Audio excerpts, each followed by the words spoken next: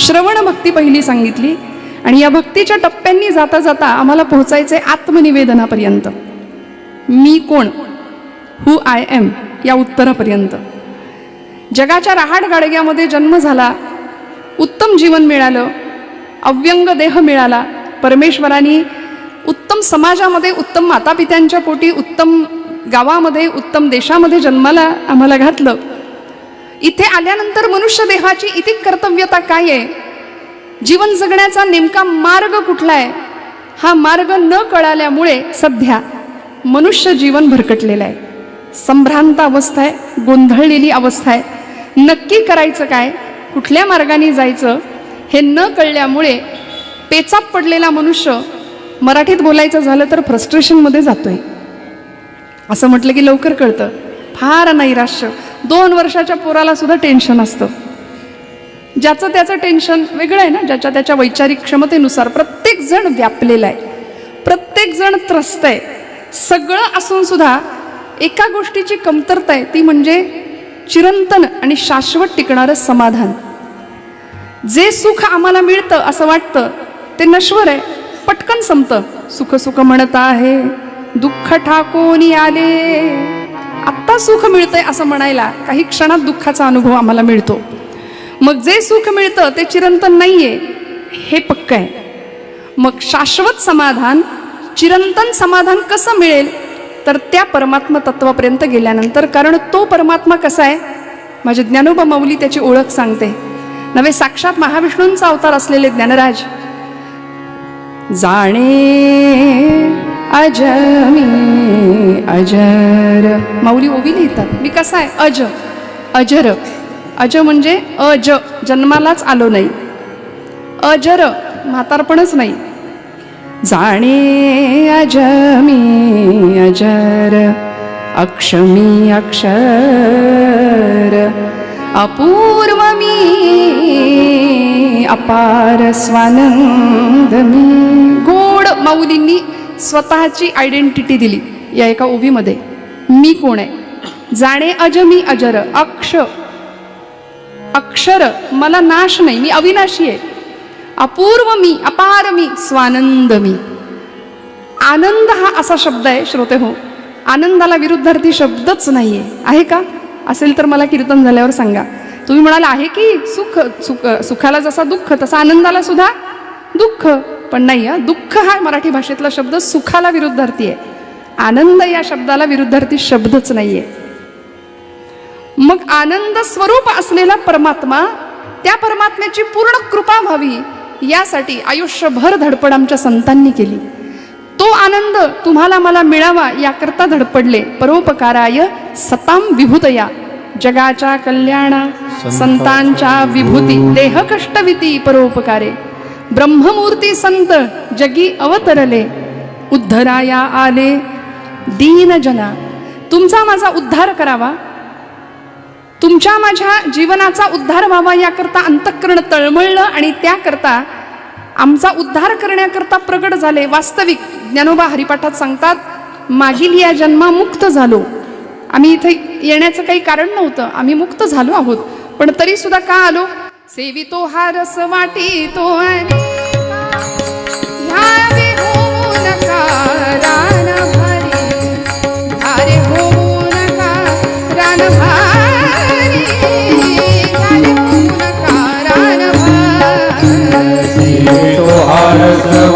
तो अनिता हरे हो नकारान भरी, हरे हो नकारान भरी, हरे हो नकारान भरी. ज्या ब्रह्मसाम्राज्याचा आनंद आम्ही घेतला, जे ब्रह्मसुख आम्ही अनुभवलं, ते चिरंतन शाश्वत सुख तुम्हाला प्राप्त व्हावं याकरता आम्ही आलो म्हणाले. सेवितो हा रस, आम्ही सेवन केलं, त्या रसाचं आम्ही पान केलं, तो रस तुम्हाला वाटायला आम्ही आलोय. जो आनंद स्वतःला मिळाला तो आनंद दुसऱ्यालाही मिळावा ही उदात्ततेची जाणीव फक्त संत हृदयात असू शकते बरं का, ती तुमच्या माझ्याकडे नाही. आपण सगळे नेहमी कीर्तन ऐकणारी माणसं आहात, बहुश्रुत आहात, त्यामुळे कीर्तनाची अभिरुची आज जरी श्रोत्यांची बदलली असली तरी मला माहिती आहे इथला श्रोता कसा आहे. त्यामुळे सासूसुनांच्या गप्पा आपल्याला कीर्तनामध्ये करायच्या नाहीत. प्रपंच आहेच, जो कटकट देतोच आहे आम्हाला आयुष्यभर, तो इथे 2 तासात परत आणायचा नाही. जेणेकरून मूर्ती ठसावी अंतरी श्रीहरीची, ऐसी कीर्तन मर्यादा हो संतांच्या घरची. नाथांनी सांगून दिलं, भक्ती ज्ञानाविरहित गोष्टी इतरा न कराव्या, प्रेम भरे वैराग्याच्या युक्ती विवराव्या. त्यामुळे बेसमेंट आमच्या कीर्तनाचं भक्ती असावं आणि भक्तीने प्रफुल्लित असलेली आपण सर्व मंडळी आहात की अंतःकरणामध्ये भक्तीच उचंबळली आहे. आणि ही दिवाळी आमची, खरं तर ही ज्ञानाची दिवाळी आहे. एरवी दिवाळी येते ती दिवाळं काढून नेते, पण ही संतांची आम्हाला त्यांनी दिलेली ही ज्ञानाची दिवाळी आहे. म्हणून आपण सगळे भाग्यवान आहोत की महाराष्ट्रासारख्या सुंदर राज्यामध्ये आपण राहतो की जी संतांच्या पदस्पर्शाने पुनीत पावन झालेली भूमी आहे. जेथे वैष्णवांचा वास, धन्य भूमी पुण्य देश, धन्य भूमी पुण्य देश, धन्य भूमी पुण्य देश. जेथे वैष्णवांचा वास, धन्य भूमी पुण्य देश, धन्य भूमी पुण्य देश, धन्य भूमी पुण्य देश. जेथे वैष्णवांचा वास, जेथे वैष्णवांचा वास, धन्य भूमी पुण्य देश, धन्य भूमी पुण्य देश. ओ जेथे वैष्णवांचा वास, धन्य भूमी पुण्य देश, धन्य भूमी पुण्य देश, धन्य भूमी पुण्य देश. जेथे वैष्णवांचा वास, धन्य भूमी पुण्य देश, धन्य भूमी पुण्य देश, धन्य भूमी पुण्य देश. जेथे वैष्णवांचा वास, धन्य भूमी पुण्य देश. आणि आपण तर पुण्यवान अशा पुण्यात राहतो, म्हणून माऊली म्हणाले पुण्याची गणना कोण करी, नाही का? पुण्याची म्हटले का? नाही ना, पुण्याची गणना कोण करी. पण आपण भाग्यवान आहोत. पवित्र ते कुळ पावन तो देश, जेथे हरीचे दास जन्म घेते. धन्य आम्ही जन्म आलो, दास विठ्ठलाचे झालो. कुणी हेवा करावा आमच्या भाग्याचा, असं आमचं भाग्य आहे. आणि आज कीर्तनाचा रंग असा आहे, आपण सगळी गुणीजन मंडळी आहातच. ही मंडळी जीव तोडून वाजवतात, साथ करतात म्हणून कीर्तन आहे. ही मंडळी त्यांचं कसं पणाला लावतात म्हणून आम्ही सहजतेने बोलू शकतो, गाऊ शकतो. नाहीतर आम्हाला उगीच अहंकार होऊ शकतो, मी कीर्तन केलं असं नाहीये. तुकोबा म्हणाले, तूची श्रोता वक्ता ज्ञानासी अंजन, सर्व होणे जाणे तुझी हाती. आणि विघ्नहर्ता असलेल्या गणपती बाप्पाच्या पूजेसाठी, ते अधिष्ठान समोर ठेवून त्याच्या जयंतीसाठी आपण इथे जमलो आहोत. त्यामुळे बुद्धीची देवता, विघ्नहर्ता असलेला गणनायक, स्थिर बुद्धी ज्याची आहे तोच स्थिर मांडी घालून बसू शकतो, याचं प्रतीक असलेले गणपती बाप्पा आहे. म्हणून बघा तुम्ही, शास्त्रात मंगलमूर्तींची जी मूर्ती आहे की नाही, शास्त्रानुसार बरं का, आता ट्रॅक्टरवरचा पण गणपती असतो, अजून कुठल्या वेशातला असतो तो विषय सोडून द्या, पण शास्त्रांनी सांगितलेली गणेशाची मूर्ती ही स्थिर आसन आहे, स्थिर बुद्धीचं लक्षण आहे ते. आम्ही कीर्तनात बसलो तरी 2 तासात आसनांचे बरेच प्रकार होतात करून, पण स्थिर आसन ज्याचंच असू शकतं ज्याची बुद्धी स्थिर आहे. तुम्ही आम्ही खेळीमेळी गदारोळी आनंदे, हे सगळ्यांनी मिळून करायचं काम आहे. ही सेवा सगळ्यांनी मिळून व्हावी, म्हणून एकट्याचं नाही. कीर्तन हे एकट्याने होऊच शकत नाही. श्रोते तुम्ही महेशाची या मूर्ती, ज्ञानोबांनी श्रोत्यांना नमस्कार केला, अधिकार सांगितला. आणि परब्रह्म स्वरूपातले आपण श्रोते म्हणून मी नेहमी सांगत असते, शब्दब्रह्म स्वरब्रह्म नादब्रह्म यांचा त्रिवेणी संगम झाला की कीर्तनात परब्रह्म साकार होतं. तर जन्माला आलेलं प्रत्येक व्यक्ती समाधानासाठी सुखासाठी, मग ते नश्वर सुख मिळावं याकरता का होईना, प्रपंचातल्या मागण्या मागाव्या याकरता का होईना, भगवंताच्या दारात जातोच. कितीही नास्तिक माणूस असला ना तरी भगवंताकडं जातो. खरं तर नास्तिक म्हणवणारा जास्त आस्तिक असतो. देव नाही असं म्हणणारी माणसं त्याचं अस्तित्व जास्त मान्य करतात, माझं हे मत आहे. पु ल देशपांडे म्हणायचे मी नास्तिक आहे, स्वतः मान्य करायचे, पण देवाकडून, देवाच्या रस्त्यावरून किंवा एखाद्या देवळासमोरून जाताना माझे हात नकळत जोडले जायचे भगवंताकडे. त्यामुळे 100% नास्तिक या जगात कोणीच असू शकत नाही, कुणीच नसतो. बरं, देव आहे की नाही त्याच्या अस्तित्वावर शंका घेणं म्हणजे आपल्या अस्तित्वावर शंका घेण्यासारखं आहे. त्यामुळे त्या परमात्म्याची पूर्ण कृपा होण्याचे अनेक मार्ग आम्हाला परमदीन दयाळ दीनवत्सल असलेले आमचे संत, की ज्यांना माऊलीच्या संबोधनाने आम्ही संबोधलं, त्या आई समान असलेल्या संतांनी आम्हाला मार्ग दाखवलाय. मार्ग दावूनी गेले दयानिधी संत. त्यामुळे आज त्यांच्या कृपेने तुम्ही आम्ही सगळे इथे आहोत. त्या मार्गावरून वाटचाल करत असताना त्यांचा सहवास सहज जरी लाभला तरी काय काय परिणाम होतं हे सगळं सांगत असताना, जसं माइलस्टोन्स असतात की नाही, हे मिळाल्यावर हे मिळतं, ते मिळाल्यावर ते मिळतं, तसं या अभंगामध्ये तुकोबरायांनी आम्हाला असे माइलस्टोन्स दिलेत. काय केल्याने काय मिळेल, काय केल्याने काय मिळेल. आपल्याला सवय असते साधारणपणे प्रापंचिक मनुष्य लाभ काय मिळेल, हे मी केल्यानंतर मग मला काय मिळेल, उपास तापास केल्याने मग मला काय मिळेल, 16 सोमवारचं व्रत आम्ही करू, काहीतरी कामना असते म्हणून करू, हा स्वभाव आहे आमचा. काय केल्याने काय मिळतं, तुकोबरायांना आमचा स्वभाव माहिती आहे, म्हणून प्रस्तुतच्या अभंगात सुरुवातीपासूनच महाराजांनी फायदेच सांगितले हो संतांच्या सहवासाचे. संत चरण रज लागता सहज, संत चरण रज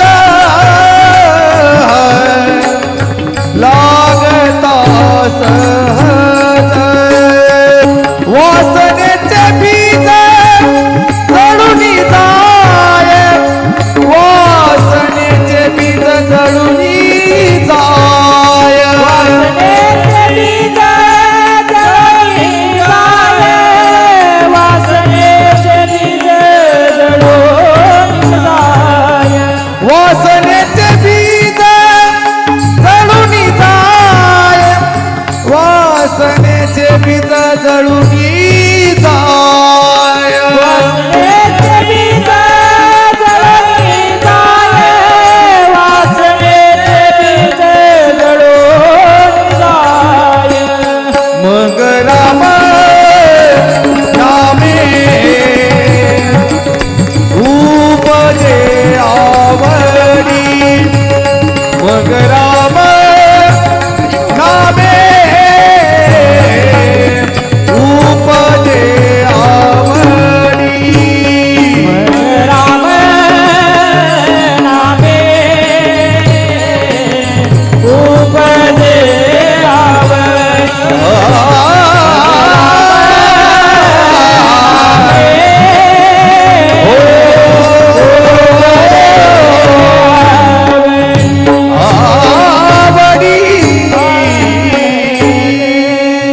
संत चरण रज लागता सहज. तुकोबरायांनी भगवंत परमात्म्याची कृपा आमच्यावर कधी होईल, जेव्हा संतांच्या चरणाचा सहज स्पर्श तुम्हाला मला होईल. साधा सरळ अर्थ, मग काय होईल, वासनेचे बीज जळूनी जाय. तुमच्या माझ्यामध्ये निर्माण होणाऱ्या अनेक प्रकारच्या वासना, त्या सात्विक आहेत, राजस आहेत, तामस आहेत, 3 प्रकारच्या वासना तुमच्या माझ्यामध्ये निर्माण होत असतात. मग या प्रत्येक वासनेचं प्राबल्य प्रत्येकामध्ये कमी अधिक प्रमाणात आहे. म्हणून आपण म्हणतो सात्विक व्यक्ती आहे, राजस आहे, तामस आहे. दुर्योधन तामस होता, रावण तामस होता. संतांकडे बघावं तर सत्व गुणांचा खजिना सापडतो. म्हणून कुळी कन्या पुत्र होती जे सात्विक, तयांचा हरिख वाटे देवा. जिथे सात्विक संतती जन्म घेते त्याचा आनंद भगवंताला सुद्धा होतो. हे पदोपदी आम्हाला संतांनी दाखवून दिले. मग आमच्यामध्ये या वासना कशा प्रकारे निर्माण होतात, प्रत्येक श्वासाला वासना निर्मिती आहे म्हटलंय. आरोग्यशास्त्र आम्हाला सांगतं एक निरोगी मनुष्य दिवसाला 24 तासांमध्ये निरोगी माणूस बरं का 21,600 एवढ्या वेळा श्वासोच्छ्वास घेतो. श्वास घेणं, पूरक, कुंभक आणि रेचक ही जी प्रक्रिया आहे, आरोग्यशास्त्र सांगतं 21,600 वेळा आम्ही श्वासोच्छ्वास घेतो. त्या प्रत्येक श्वासाला वासना निर्मिती होते. कल्पना करा किती वासना निर्माण होतात. जन्म घेणे लागे वासनेच्या संगे. भागवतामध्ये जडभरताची उदाहरण आहे, गोष्ट आहे, आपल्या सगळ्यांना माहिती आहे की त्या भरताला वासनेच्या मुळे पुन्हा पुन्हा जन्म घ्यावा लागत होता आणि ती वासना संपुष्टात आली. संतांचा सहवास झाला, स्पर्श झाला, कृपा झाली, भगवत प्राप्ती झाली. तुमच्या माझ्यातलं वासनेचं बीज संपूर्णपणे नष्ट व्हावं, संतांची परिपूर्णपणे कृपा तुमच्या माझ्यावर व्हावी, याकरता तुकोबराय सांगतात, संत चरण रज लागता सहज वासनेचे बीज जळून जाय. मग आता प्रश्न असा आहे की ज्या संतांच्या चरणाजवळ आम्हाला जायचंय, रज या शब्दाचा अर्थ आहे धूळ, ती धूळ मस्तकाला लावून घ्यायची, असे संत आत्ता समाजात आहेत का? आहेत का? काय म्हणणं आहे तुमचं? बोला. आहेत? समाजामध्ये संत सात्विक वृत्तीची साधू सज्जन मंडळी आहेत का? माझं म्हणणं आहे, भगव्या कपड्यातलाच, फक्त रुद्राक्षांच्या माळा परिधान केलेला, भस्माचे पट्टे अंगावर ओढलेलाच फक्त साधू नसतो. देवते संत निमित्त त्या प्रतिमा. संतांनी आम्हाला सांगून दिलं, भगवंतांनी प्रत्येक कुळामध्ये, प्रत्येक जातीमध्ये संत रूपाने स्वतः परमेश्वर अवतीर्ण झाले ना. ब्रह्ममूर्ती संत जगी अवतरले. प्रत्येक कुळामध्ये, प्रत्येक जातीमध्ये संतांनी अवतार घेतला, तुमच्या माझ्यासाठी, तुम्हाला मला पावन करायला, तुमच्या माझ्या सगळ्या प्रश्नांची उत्तरं द्यायला. आमचं भाग्य इतकं मोठं आहे, आम्ही डॉक्टरकडे जातो, डॉक्टरवर पूर्ण विश्वास ठेवतो की नाही? जरा कुठे काही दुखणं आलं, औषधाचं प्रिस्क्रिप्शन मिळतं, काही अक्षर आम्हाला कळत नाही त्याच्यावरचं, मला तरी नाही, तुम्हाला कळत असेल तर बघा. पण मेडिकलमध्ये आपण जातो, ती औषधं आणतो आणि छान हळदी कुंकू वाहून देवापुढे ठेवतो, बरोबर ना? काय करतो? ती औषधं घेतो, जे काही 4 दिवसाचा 5 दिवसाचा कोर्स असेल तो पूर्ण करतो. मग डॉक्टरवर आम्ही विश्वास ठेवतो. एखादा शास्त्रज्ञ आम्हाला सांगतो अमुक अमुक शोध असा असा मी लावला. एखादा अंतराळवीर आम्हाला सांगतो की अमुक ठिकाणी चंद्रावर अमुक आहे, मंगळावर अमुक पाणी सापडले, अमुक जमीन आहे, अशी जमीन आहे, असा खड्डा आहे, आम्ही विश्वास ठेवतो. एखाद्याने जर आम्हाला सांगितलं हे विष आहे बरं का, हे विष प्यायलं तर माणूस मरतो, असं जर एखाद्याने आम्हाला सांगितलं, आम्ही म्हणतो बघू बरं 2 थेंब, मी कुठं पिऊन बघितलंय माणूस मरतो की नाही, असं म्हणतो का आपण? विश्वास ठेवतो. मग विषावर विश्वास ठेवतो, डॉक्टरवर विश्वास ठेवतो, एखाद्या अंतराळवीरावर, शास्त्रज्ञावर विश्वास ठेवतो. मग आत्मसाक्षात्कारी संत अंतर्बाह्य कळवळून आमच्या समाज स्वास्थ्याचं संजीवन मिळावं यासाठी धडपड करतायत. मृदुसवाय नवनीत तैसे सज्जनांचे चित्त. कसं ओळखायचंय? तुकोबरायांनी क्रायटेरिया दिला, ज्यांच्या चरणाजवळ जावं, ज्यांच्या चरणांची धूळ मस्तकाला लावावी, अशी सज्जन मंडळी आहेत का? जे का रंजले गांजले त्यासी म्हणे जो आपुले, तोची साधू ओळखावा, देव तेथेची जाणावा. किती सोपं सांगितलं. याहून सोपं काय सांगायचं? प्रत्येकाला आपलं म्हणण्याची वृत्ती आज समाजामध्ये दिसत नाही, आणि ज्याच्याकडे आहे तो संत खुशाल ओळखावा, तो सज्जन आहे, तो साधू आहे. ज्यांनी म्हणजे षडविकार धुतलेत तो साधू, ज्यांनी धुतलेत तो साधू आहे. मग अशा संतांच्या चरणाजवळ आम्ही जावं. आणि मी पुन्हा पुन्हा सांगते की आपलं भाग्य इतकं की या महाराष्ट्रामध्ये ज्ञानोबा तुकोबांसारखे संत आम्हाला लाभले. बहिणाबाईंनी संत परंपरेची विकास यात्रा आम्हाला सांगितली आहे. संत कृपा झाली इमारत फळा आली, ज्ञानदेवे रचिला पाया, उभारिले देवालया. माऊलींनी रचलेल्या या इमारतीवरती, पाया रचलेल्या इमारतीवरती संतांनी हळूहळू हळूहळू आपलं बांधकाम केलं.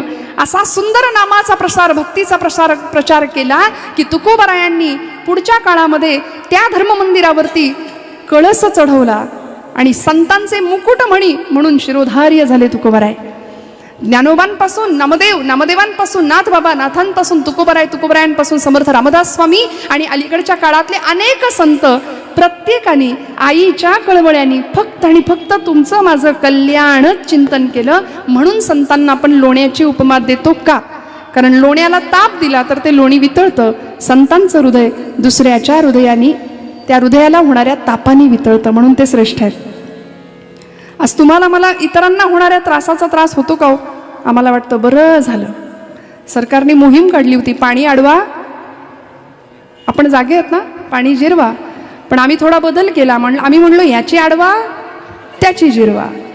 का हो, जरा कुठे बरं झालं आमच्या शेजाऱ्यांचं जगाचं तर आम्हाला काहीतरी त्रास होतो. ही मानवी प्रवृत्ती. एक जण गेला ना डॉक्टरांकडे, म्हणाला डॉक्टर खूप पोट दुखतंय. डॉक्टर म्हणले नेमकं कधीपासून दुखतंय, काही कल्पना, काही कुपथ्य झालंय का, खाण्यात काही आलंय का? नाही म्हणाले, आठवत नाही, पण शेजारी स्लॅब पडलाय तेव्हापासून जास्त दुखतंय म्हणाले. किसी ने कहा है लोग अपने दुखों से उतना सुखी नहीं है जितना कि दूसरों के दुखों को देखकर सुखी है. अपने दुखों से उतना दुखी नहीं है जितना कि दूसरों के सुखों को देखकर दुखी है. मला सांगा, आमचं दुःख आमच्या पाचवीलाच पुजलंय, पण इतरांचं दुःख बघून आम्हाला सुख व्हावं की दुःख व्हावं? म्हणून माझी ज्ञानोबा माऊली का श्रेष्ठ, का त्यांची चरणधूळ मस्तकाला लावायची? आज आम्ही आळंदीला गेलो तर माझी माऊली म्हणून कडकडून मिठी मारतो. ज्ञानोबांचं इतकं दिव्य चरित्र सांगणं हे माझ्या तरी बुद्धीला, यथा शक्तीला आणि मतीला न झेपणार आहे. इतकं ते सुंदर अलौकिक चरित्र आहे की ज्यांनी अखंड प्रकारे भगवंताला आळवलं. सगळ्या जगाचं दुःख ज्यांच्या हृदयामध्ये विश्वाचे आर्त माझ्या मनी प्रकाशले, अवघेची झाले देहब्रह्म. या न्यायाने फक्त जगाचं दुःखच माऊलीच्या अंतःकरणाने स्वतःच्या अंतःकरणात सामावलं. खळांची सुद्धा व्यंकटी सांडू दे, हे मागणं भगवात्माकडं, विश्वात्मक भगवंताकडं मागितलं. जगाच्या पाठीवर इतकं उदात्त मागणं मागणारा कुणीच नाही. मागणारा तेवढ्या ताकदीचा आहे, देणारा सुद्धा तेवढ्याच ताकदीचा होता. इतकं सुंदर देखणं मागणं तुम्हाला मला नाही जमलं मागायला, नाही जमत. ज्ञानोबांनी ते मागितलं. संत हृदय, साक्षात महाविष्णूंचा अवतार, कैवल्य साम्राज्य चक्रवर्ती, कैवल्याचे धनी, योगी यांचा राणा. 12व्या शतकामध्ये समाजाने केलेल्या निंदेचं सगळं विष पचवलं होतं ज्ञानराजांनी, पण चूळ भरली ती अमृताची. जगाला अमृताची संजीवनी दिली. ये मराठीची ये नगरी, ब्रह्मविद्येचा सुकाळू करी, ज्ञानोबा सांगतात. मग असं 750 वर्षापूर्वी ज्ञानोबांनी 9000 रूपांच्या ओव्यांच्या रूपाने ज्ञानेश्वरी तुम्हाला मला दिली. आणि आम्ही सहज म्हणतो की आम्हाला ज्ञानेश्वरी जमत नाही वाचायला, वेळच नाही. जगातलं सगळ्यात मोठं खोटं वाक्य आपण बोलून मोकळे होतो. खरं सांगा, सगळ्यात खोटं वाक्य आहे की नाही, मला वेळ नाही.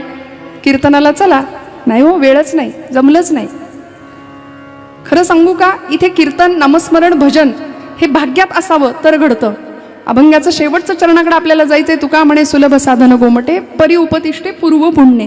हे सहज साध्य जरी वाटत असलं तरी सुद्धा पूर्व पुण्याही लागते. जन्मोजन्मी आम्ही बहुपुण्य केले, तेव्हा या विठ्ठले कृपा केली. सहस्त्र जन्मा ओळगी जे एक वेळ मुखासे यावया. हजारो जन्मांची पुण्य ओवाळून टाकावी लागते एकदा भगवंताचं नाम मुखात यायला. म्हणून आम्ही सगळे भाग्यवान आहोत की इथे ज्ञानोबांच्या तुकोबांच्या महाराष्ट्रामध्ये तर आम्ही आहोत. छत्रपती शिवाजी, छत्रपती संभाजींच्या महाराष्ट्रामध्ये आम्ही राहतो आहोत. इथे येऊन कथा कीर्तन ऐकण्याची वृत्ती आमच्या मनामध्ये निर्माण होतीये. का?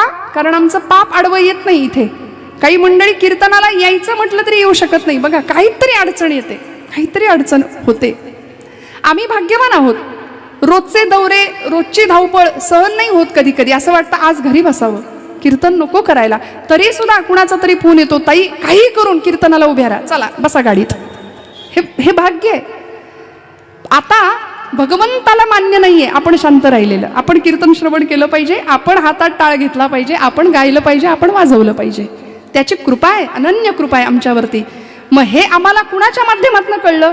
संत चरण रज लागता सहज, वासनेचे बीज जळोनी जाय. तुमच्या माझ्या मध्ये निर्माण होणाऱ्या अनेक वासना संपुष्टात येतात फक्त संत सहवासामुळे, संत संगतीमुळे. संतांच्या चरणाचा नव्हे, तिथे आ हा एक शब्द अनुस्यूत आहे. संत आचरण, संतांच्या आचरणाचा संग आम्हाला मिळावा. परिणाम काय आहे संतांचं आचरण? सगळं शिकवलंय बरं का, कुठेही जायची गरज नाही. मी परवा सुद्धा एक वाक्य बोलून गेले. संत या जगामध्ये आज बघा तुम्ही, तरुणाई, विशिष्ट वयातली प्रौढ मंडळी, महिला वर्ग, लहान मुली सगळे टेन्शनमध्ये आहेत, फ्रस्ट्रेशनमध्ये आहेत, नैराश्य आहे, ताणतणाव आहे. मग या सगळ्यामध्ये आम्हाला कुठेतरी काउन्सिलिंग हे नवीन एक क्षेत्र आज निर्माण झाले की तिथे जावं. आम्हाला सल्ला मिळतो की काउन्सिलरकडे जा. मी म्हणते संतांइतका काउन्सिलरच नाही आहे जगामध्ये. तुमच्या माझ्या सगळ्या प्रश्नांची उत्तरं तिथं आहेत, गाथेमध्ये, ज्ञानेश्वरीमध्ये. आपण म्हणतो आम्हाला ज्ञानेश्वरी कळतच नाही. याचं कारण आम्ही लेकरू होऊन माईकडे जात नाही. साधा सोपा प्रश्न विचारते, लेकराची भाषा आईला कळत नाही असं कधी होतं का हो? होतं असं? कधीच नाही. जन्माला आलेलं तान्हं लेकरू मांडीवर आईने घेतलं की त्याला भूकेच्या तहानेच्या सगळ्या वेदना होतात, त्या वेदनांच्या संवेदना आईला पोहोचतात, अचूक उपचार आई करते. मग ज्ञानोबांना जर आम्ही विश्व माऊली म्हटलंय तर आम्ही लेकरू होऊन माऊलींकडे का जात नाही हा माझा प्रश्न आहे. आम्ही लेकरू होऊया, ज्ञानोबांकडे जाऊया, त्यांच्या चरणांची धूळ मस्तकाला लावूया. बस ज्ञानेश्वरी पूर्ण कृपा तुमच्या माझ्यावर केल्याशिवाय राहणार नाही. सगळ्या वासनांचं बीज जळून जाईल, सगळ्या वासना नष्ट होतील. संत चरण रज लागता सहज वासनेचे बीज. तुकोबराय ठामपणे का सांगता तो? यामागे अनुभव आहे. सोहिरोबानाथ अंबियांचा अभंग आहे, अनुभवा वीण मान हलवू नको रे. हरिभजना वीण काळ घालवू नको रे, हरिभजना वीण काळ घालवू नको रे, हरिभजना वीण काळ घालवू नको रे, हरिभजना वीण काळ घालवू नको रे. संत संगतीने समज, संत संगतीने समज, ध्यानी आणूनी पुरते उमज, आणूनी मनी पुरते उमज, अनुभवा वीण मान, अनुभवा वीण मान हलवू नको रे, हरिभजना वीण काळ घालवू नको रे, हरिभजना वीण काळ घालवू नको रे, हरिभजना वीण काळ घालवू नको रे. संत संगतीने समज, आणूनी मनी पुरते उमज, अनुभवा वीण मान हलवू नको रे. म्हणून आधी केले मग सांगितले, ही संतांची धारणा होती. तुकोबराय ठामपणे आम्हाला अनुभव आल्यानंतर सांगतात की माझ्यावर विश्वास ठेवा, संतांचा सहज स्पर्श तुमच्या माझ्या जीवनाला होऊ द्या. संतांच्या स्पर्शामुळे, त्या आचरणामुळे सगळ्या प्रश्नांची उत्तरं तर मिळतीलच, पण तुमच्या माझ्यातल्या सगळ्या कुवासना नष्ट होतील हे खात्रीशीर तुकोबराय सांगतात. आणि एकदा का वाईट वासनांचा नाश झाला की हृदयामध्ये होतं काय? अभंगाचं दुसरं चरण. मग राम नामे उपजे आवडी, मग राम नामे उपजे आवडी, सुख घडो घडी वाढू लागे, सुख घडो घडी वाढू लागे, मग राम नामे उपजे आवडी, मग राम नामे उपजे आवडी. सुख घडोघडी वाढू लागे, सुख घडी वाढू लागे, मग राम नामे उपजे आवडी, राम नामे उपजे हो, मग राम नामे उपजे आवडी, घडोघडी सुख घडोघडी वाढू लागे. मग राम नामे उपजे आवडी, हो, सुख घडोघडी, घडोघडी सुख घडोघडी वाढू लागे.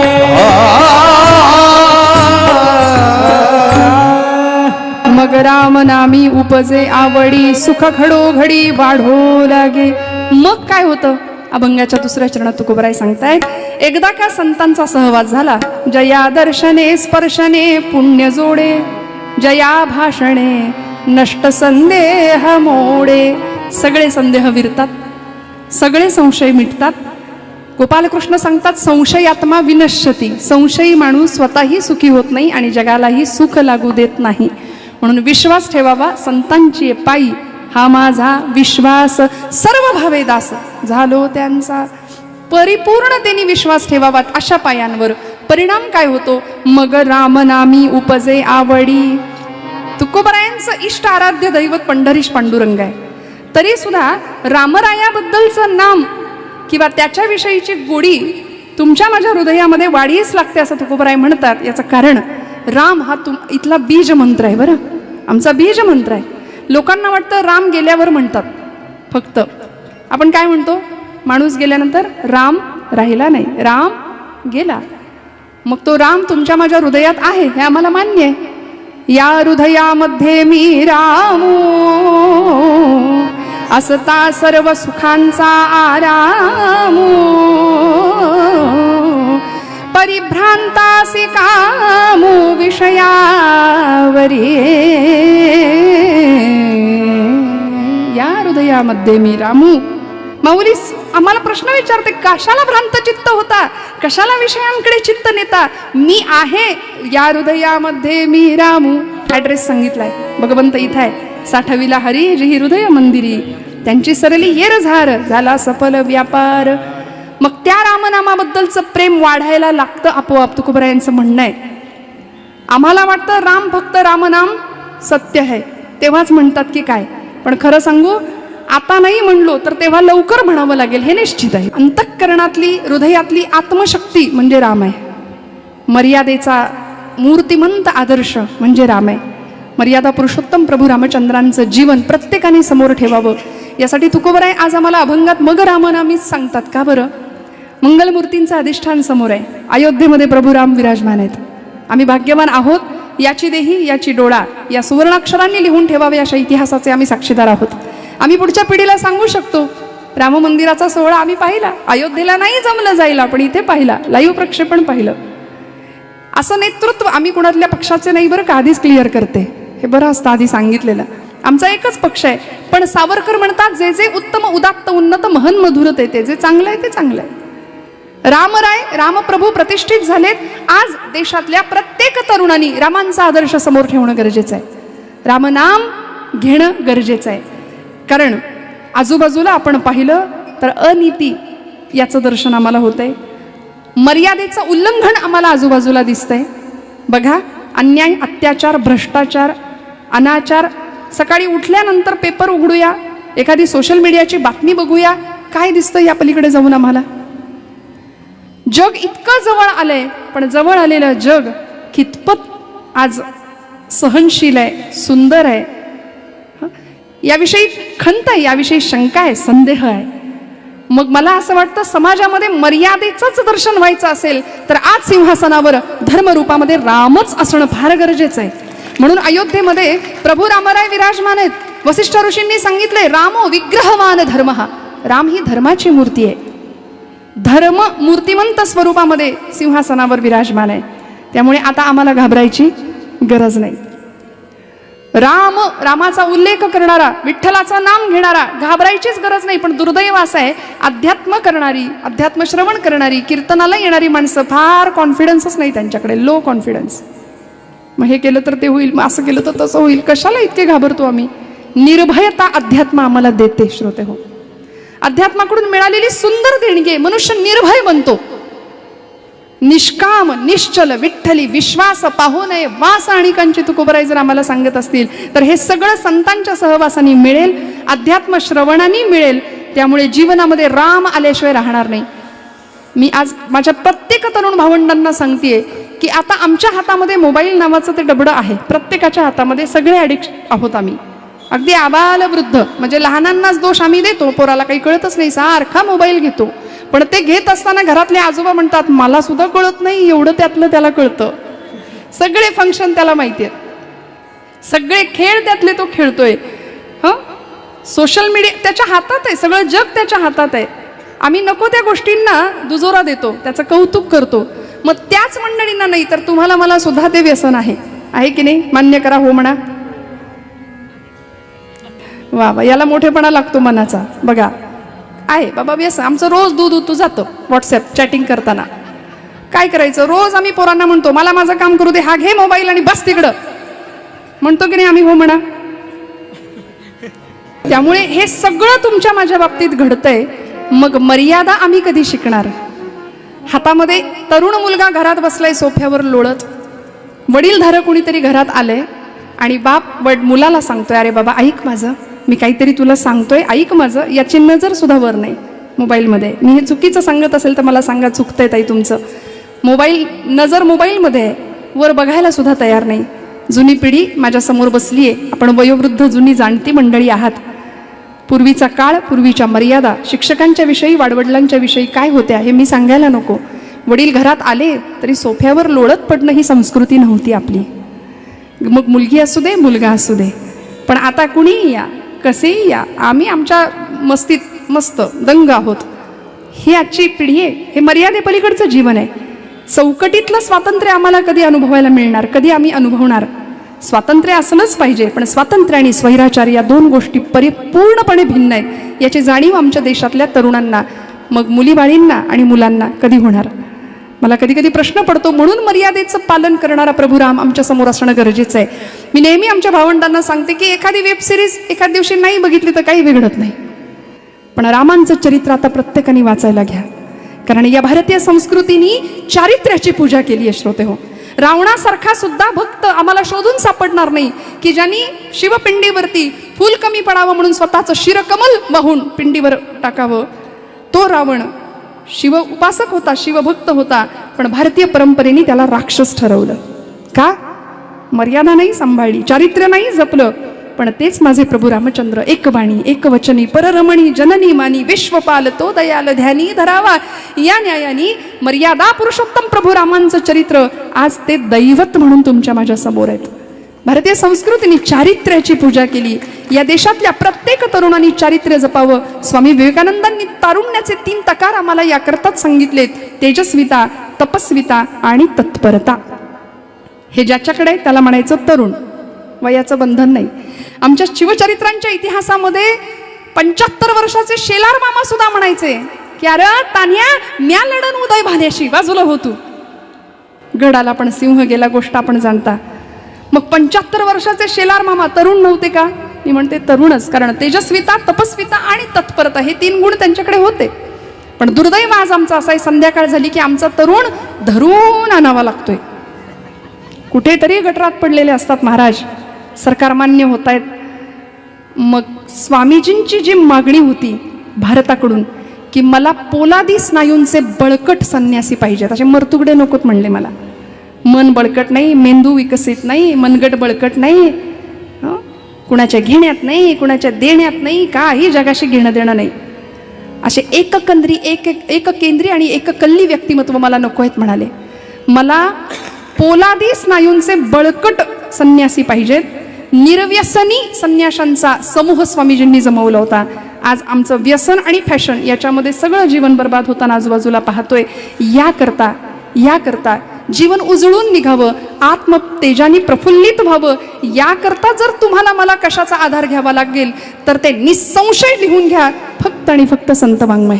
पर्यायच नाही, दुसरा पर्यायच नाहीये. सगळ्या प्रश्नांची उत्तर वाङ्मयामध्ये आहेत संतांच्या. ज्ञानोबांनी सांगितली, तुकोबांनी सांगितली. आम्ही आमच्या जीवनामध्ये संघर्ष आहे म्हणून डोक्याला हात लावून बसतो. फार टेन्शन आहे, फार संघर्ष आहे. महाराजांच्या जीवनात सुद्धा संघर्ष होताच. रात्रंदिन आम्हा युद्धाचा प्रसंग, अंतर्बाह्य जग आणि मन, अखंड युद्धजन्य परिस्थिती आहे महाराज म्हणायचे. आहे की नाही तुमच्या माझ्या आयुष्यात? भले आम्ही ढाली तलवारी घेऊन लढत नाहीये, पण वैचारिक संघर्ष प्रत्येकाच्या जीवनात सुरू आहे. कुटुंबातला संघर्ष, मतभिन्नता प्रत्येकाच्या जीवनात सुरू आहे. सुनबाई आली की 4 दिवस पटतं, परत आहे की नाही 9 दिवस नव्याचे संपतात. मतवेग, 2 व्यक्ती एकत्र आल्या की 2 मतं आली एकत्र, मग तिथून वाद, संवाद कमी आणि वादच जास्त. म्हणून संतांनी आम्हाला फार सुंदर सांगितलंय बोलायचं कसं.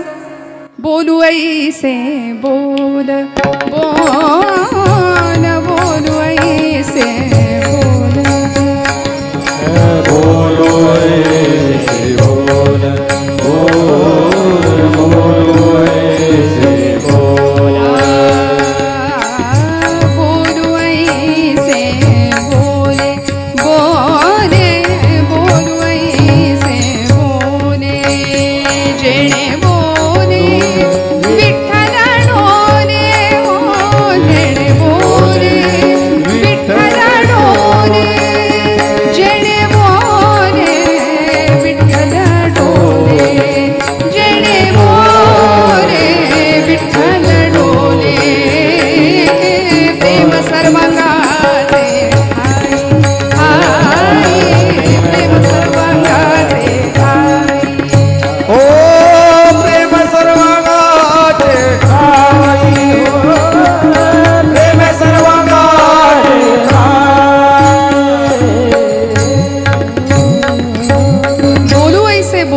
जेणे बोले विठ्ठल डोले. माझ्या बोलण्याने समोरच्याच्या हृदयातला विठ्ठल डोलला पाहिजे.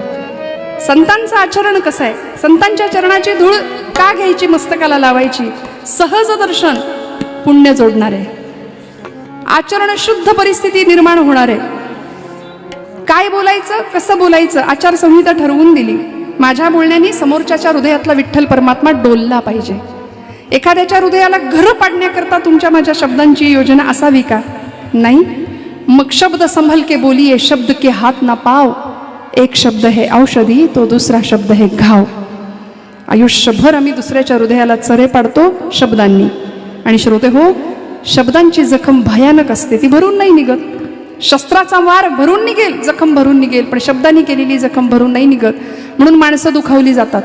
25 वर्षापूर्वी लग्नामध्ये साडी हलकी दिली म्हणून केलेला अपमान 25 वर्ष आमच्या लक्षात राहतो की नाही? आता माझ्या पोराच्या लग्नात तिला बघ, ठेवतो की नाही आम्ही लक्षात?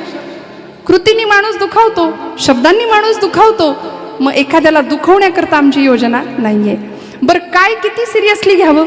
दुसऱ्याची कृती, वृत्ती, विचार, बोलणं आम्ही आमच्यापर्यंत कितपर्यंत लागून घ्यावं हे तुमच्या माझ्या हातात आहे. श्रोते हो, तुमच्या माझ्या परवानगीशिवाय आपल्याला कुणीच सुखी किंवा दुःखी करू शकत नाही. वाक्य लक्षात ठेवूया. आपल्या इच्छेशिवाय आपल्याला कोणीच सुखी किंवा दुःखी करू शकत नाही. म्हणून जीवन विद्या मिशनचं वामनराव पैंचं सगळ्यात मोठं वाक्य आहे, तूच आहेस तुझ्या जीवनाचा शिल्पकार. मग ही आमच्या जीवनाची शिल्पकृती घडवण्याचं पूर्णपणे सामर्थ्य संतांनी आम्हाला दिलंय.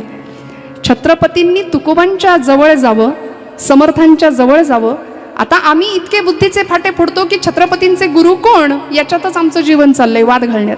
असू दे ना, गेले समर्थांकडे, गेले तुकोबांकडे. भक्तीची शिकवण तुकोबांनी दिली, शक्तीची शिकवण समर्थांनी दिली. कशाला आम्ही आमच्या बुद्धी पाजळायचे, विनाकारण वाद घालत बसायचे समाजामध्ये? पण आपल्या उपाशी विठोबा असू दे किंवा पासोड्या विठोबाचं मंदिर असू दे, निवडुंगा विठोबाचं मंदिर असू दे, तुकोबारायांचं कीर्तन व्हायचं पुण्यामध्ये. आणि छत्रपती शिवप्रभू शककर्ता राजा होता, हिंदवी स्वराज्य संस्थापक राजा होते, पण तुकोबारायांच्या कीर्तनात जाऊन बसायचे. संत चरणरज लागता सहज. का? माहिती होतं, आईने पूर्णपणे संस्कार करूनच पाठवलं होतं की राजा, रामासारखं व्हायचं असेल, कृष्णासारखं व्हायचं असेल तर तुला श्रवण करावं लागेल.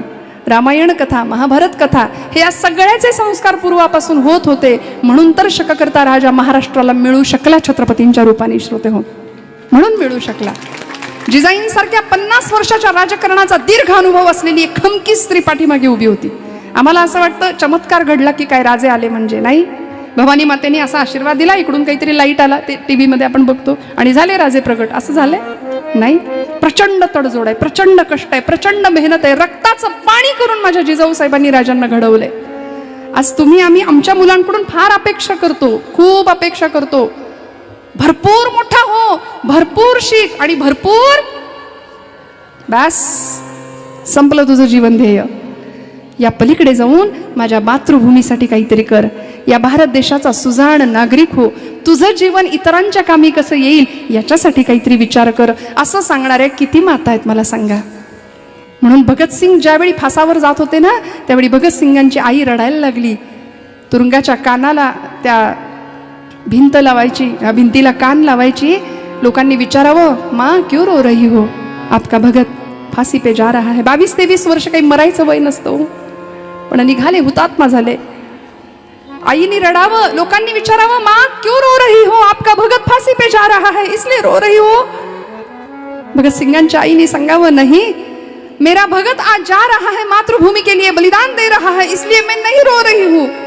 भगत सारखी 7 पोरं जरी माझ्या पोटी जन्माला आली असती ना, तरी ती 7च्या 7 मी मातृभूमीला अर्पण केली असती.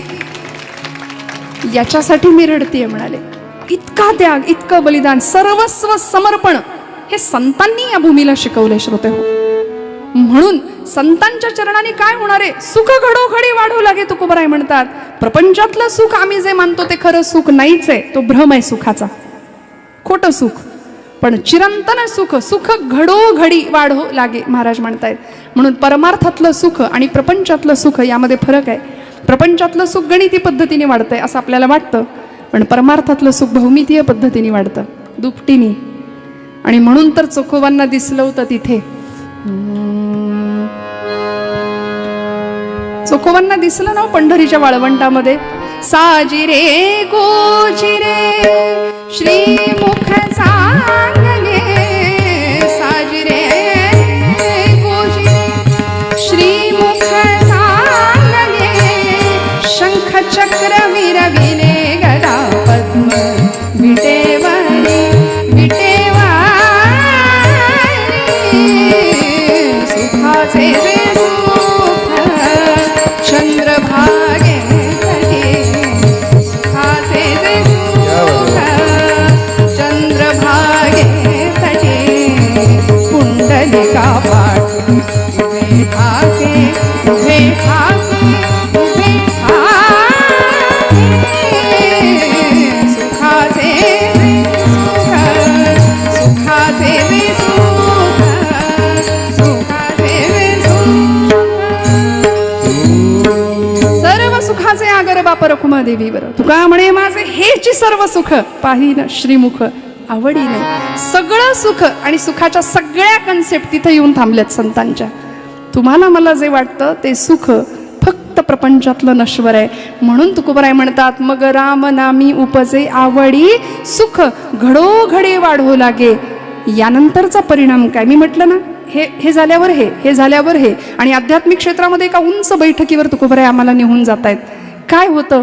अभंगाचं तिसरं चरण. कंठी प्रेम दाटे नयनी नीर लोटे, कंठी प्रेम दाटे नयनी नीर लोटे, कंठी प्रेम दाटे नयनी नीर लोटे, कंठी प्रेम दाटे नयनी नीर लोटे, कंठी प्रेम दाटे नयनी नीर लोटे, कंठी प्रेम दाटे नयनी नीर लोटे, कंठी प्रेम दाटे नयनी नीर लोटे, कंठी प्रेम दाटे नयनी नीर लोटे, हृदय प्रगटे राम रूप, हृदय प्रगटे राम रूप, मग राम नामी उपजे आवडी, मग राम नामी उपजे आवडी, हृदय प्रगटे राम रूप, हृदय प्रगटे राम रूप, मग राम नामी उपजे आवडी, मग राम नामी उपजे आवडी. कंठी प्रेम दाटे. काय होणार आहे? संतांचा सहवास मिळाला. मग काय झालं? मग रामनामी उपजे आवडी, सुख घडोघडी वाढो लागे. मग काय झालं? कंठी प्रेम दाटे नयनी नीर लोटे. उगीच डोळ्यातून पाणी येत नाही बरं का. त्याच्याकरता हृदय थोडंसं संवेदनाशील असावं लागतं. परवा एकाने मला विचारलं, खरंच आळंदीमध्ये माऊली आहेत का? मला इतका राग आला होता. पण म्हटलं, तो म्हणाला, खरंच त्या दगडामध्ये माऊली आहेत का? म्हटलं आहेत, पण डोकं टिकवणारा दगड नसावा म्हणजे मिळवलं. दगडाच्या पाषाणाच्या हृदयाची माणसं आम्ही. आम्हाला माणसातला माणूस दिसे ना, दगडातला देव कुठून दिसणार? मग ही अवस्था परमार्थातली कधी आम्हाला प्राप्त होणार? मला सांगा, जातिवंत वारकऱ्याला विचारा, मैलोन मैल पायपीट करून पांडुरंग परमात्म्याचं मुखदर्शन जरी नुसतं झालं तरी घळघळ घळघळ डोळ्यातनं पाणी वाहतं की नाही? कंठी प्रेम दाटे नयनी नीर. आपोआप आपोआप अष्टसात्विक भाव जागृती होते. डोळ्यातनं धारा वाहायला लागतात. 1.5-2 तासाच्या कीर्तनाचं हेच इप्सित आहे श्रोते हो. 1.5-2 तासाच्या कीर्तनामध्ये एखादा क्षण असा येतो की आम्ही सगळं विसरतो आणि हृदय गलबलून निघतं. तो क्षण मोक्षाचा आहे. माझी माऊली म्हणते, येथ मनाचा मारू न करता, इंद्रिया दुःख न देता, येथे मोक्ष असे आयता श्रवणाची. कुठेही मन मारायला नाही सांगितलं, कुठेही इंद्रियांना दुःख द्यायला नाही सांगितलं, जंगलात जायला नाही सांगितलं, तपश्चर्या करायला नाही, फक्त म्हणाले कीर्तनात येऊन बसा, आयता मोक्ष आपल्याला मिळणार आहे. आयता मोक्ष कीर्तनामध्ये आम्हाला दिलाय. आणि हे सगळं ज्यांच्या कृपेने मिळालं अशा आमच्या विश्ववंद्य माऊली ज्ञानोबारायांनी जिथे अवतार घेतला, साक्षात महाविष्णूंचा अवतार, कैवल्याचा पुतळा प्रगटला भूतळा, चैतन्याचा जिव्हाळा, किती सहृदय अंतःकरण होतो. खळांचा दुष्टपणा खळपणा नष्ट व्हावा, व्यंकटी सांडावी याकरता परमात्म्याकडे मागणारा एक सुंदर योग्यांचा राणा होता. भगवंताला पाहिलं होतं. अनंत रूपे अनंत वेशे, अनंत रूपे अनंत वेशे, देखिला म्या त्यास, देखिला म्या त्यास, बाप रखुमा देवरू, गुण पाणली तैसी गोम्या, देखिला साजणी गोम्या, देखिला साजणी गोम्या, देखिला साजणी देखिला साजणी. कशाच्या बळावर योग्यांचा राणा हे पद कशाच्या बळावर मिळवलं? अनंत रूपे अनंत वेशे देखिला म्या त्यासी, बाप रखुमा देवीवरू खूण पाणली तैसी. सगळं श्रेष्ठत्व गुरु माऊलींना देऊन माऊली मोकळे होतात. हा ज्ञानू निवृत्तीने केला. निवृत्ती प्रसादे ज्ञानदेव बोले, बाप रखुमा देवीवरू विठ्ठलू रे, तुझं सगुण म्हणू की निर्गुण रे. अनेक प्रश्नांची उकल झाली. हो रखुमाई, बोला बोला टाळी वाजवा. हो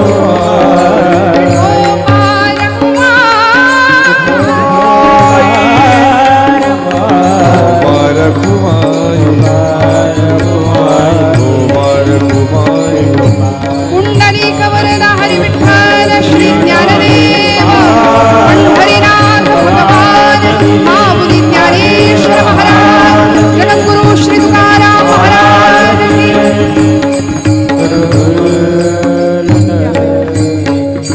तुकोबराय म्हणतात, तुका म्हणे सुलभ सहज साधन गोमटे, परी उपतिष्ठे पूर्व पुण्ये. आज आम्हाला हे साधन लाभलंय म्हणजे आमची पूर्व पुण्याई निश्चित आहे, चांगली आहे. आम्ही अनंत जन्माच्या पुण्याईचं फळ म्हणून इथे आहोत, हरिकीर्तनामध्ये आहोत, या धर्ममंडपामध्ये आहोत. आज या सेवेसाठी आपल्या सगळ्यांची उपस्थिती इथे आहे.